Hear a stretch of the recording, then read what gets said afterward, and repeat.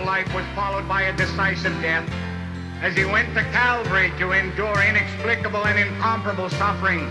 But the veil of revelation is drawn back, and we're told by Paul that something was going on in the darkness of that awful hour. And the Bible said that he was destroying principalities and powers and making a show of them openly, triumphing over them. And when he had done it in the mystery of his cross, he said, "It is finished." Every time an Israelite laid his hands on a lamb and transmitted his sins, that lamb may die in his place, that at best was a credit note to be redeemed by the most precious blood of our Lord Jesus Christ. And they were waiting for the time when their credit notes would be redeemed, and now this is the time. And so he comes down from his cross and he confronts his satanic majesty, and he says, "I'll take those keys." Satan handed him the key. Then he turned to the gate of paradise and he opened it and he said, "Come on, let's go."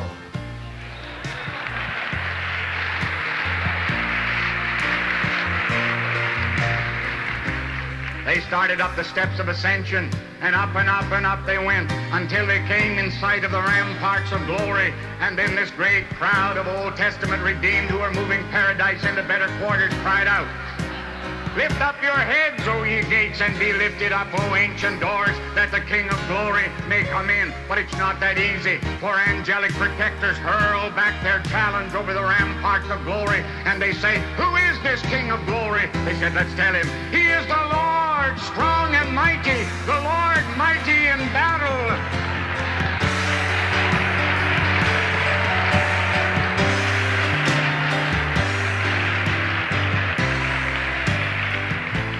He is the one who has just come freshly from the battlefields of Golgotha, where single-handedly he dealt a death blow to all of Satan's plans and purposes.